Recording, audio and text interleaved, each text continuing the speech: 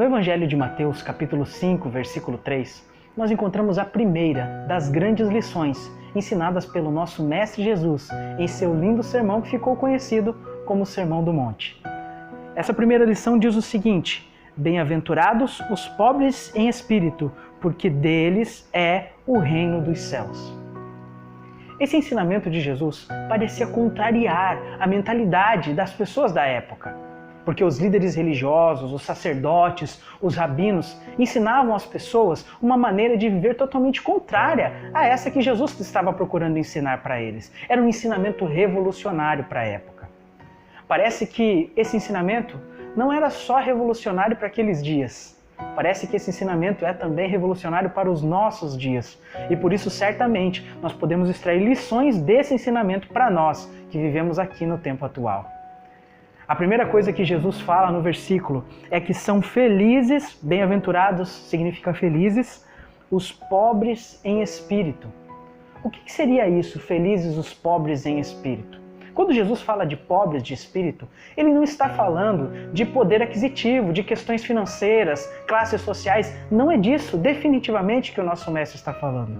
Ele está se referindo a uma classe de pessoas específica que reconhece as próprias debilidades e fraquezas. Entendem que a humanidade foi contaminada com o problema do pecado. E justamente por causa desse problema do pecado, os seres humanos são incapazes de produzirem qualquer bem por si mesmos. A pessoa que é pobre de espírito, ela é o contrário daquele tipo de pessoa que nós chamamos do orgulhoso espiritualmente. O orgulhoso espiritualmente foi representado naquela parábola contada por Jesus, do fariseu e do publicano. Jesus conta que o fariseu chegava na presença de Deus, olhava para Deus e dizia: Senhor, graças te dou porque não sou como esse pecador aqui que está do meu lado. O orgulho espiritual. E por outro lado, o publicano nem sequer olhava para o céu, batia no peito e dizia: Senhor, tem misericórdia de mim que sou pecador.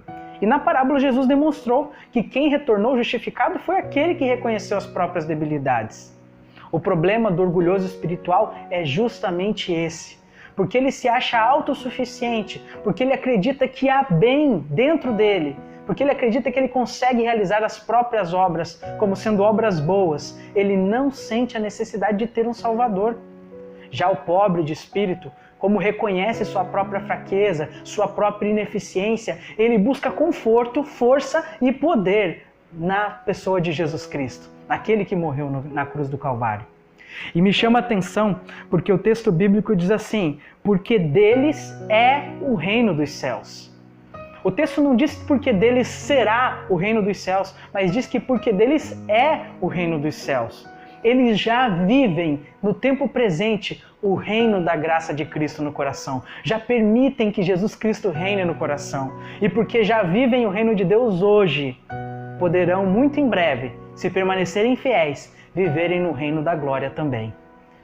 Sabe que eu gostaria de terminar esse momento da reflexão com vocês citando um texto, uma reflexão de Ellen White, onde ela diz o seguinte: todos os que têm a intuição de sua profunda pobreza de alma e veem que em si mesmos nada possuem de bom, encontrarão justiça e força olhando para Jesus.